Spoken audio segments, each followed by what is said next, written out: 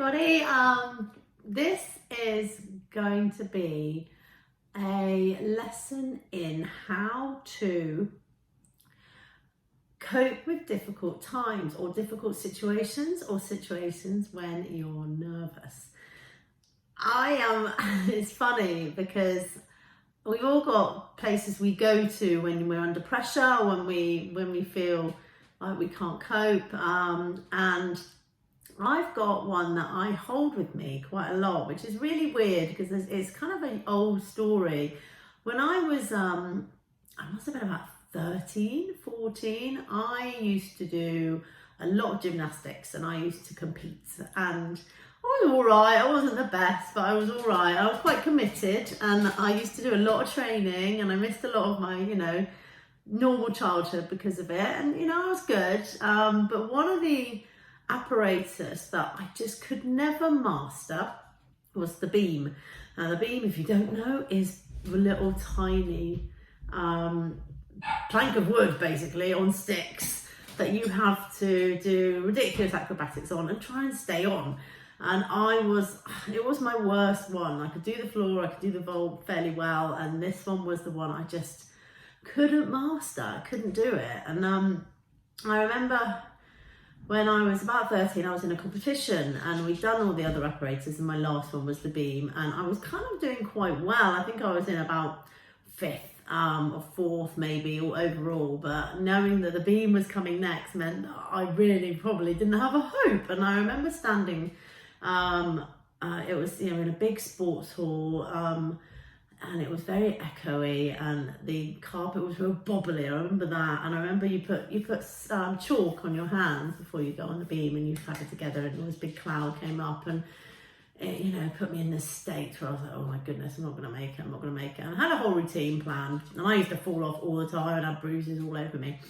But at this moment, I remember standing there and having this kind of strange feeling that I was going to do this time. I was going to give it my all. Instead of going in with the fear that I'm really not very good enough and kept telling myself that, I completely changed, and something snapped in me where I literally took a really deep breath, and I looked forward and I looked up to the ceiling, to the strip lighting that was up in the sports hall. Nothing very attractive, but I remember feeling focused in that moment, and I went on to actually come first in the beam competition there, and ended up in 3rd overall, which was just unbelievable. And the mad thing is, the other apparatus I didn't do as well as I did on the beam, so I got a medal. I got a gold medal for the beam, and I got, I think, bronze and a few others for the other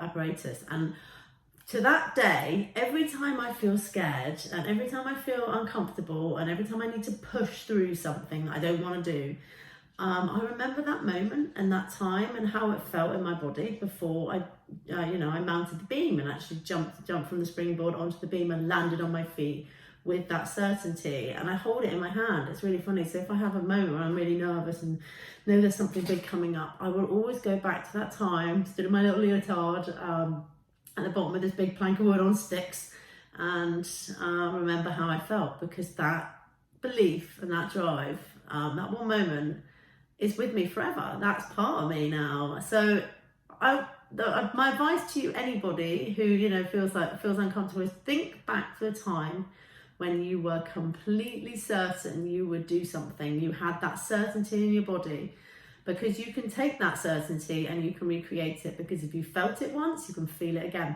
And it's such a clever trick now, because I've got training, I've got to do a training tonight, which is quite nervous in front of quite a lot of people, and I'm quite, I keep thinking back to that time at the bottom of the base of the beam on the springboard, and remembering that if I could do that and not fall and injure myself, I can do anything. And it's a great gift. So think back and use some of your experiences. You'll have them, but just search back and use them in anything you want to do, because it's a gift, it's a freedom. So have a lovely day, and I will speak to you after my training if I survive. Anyway, take care, bye.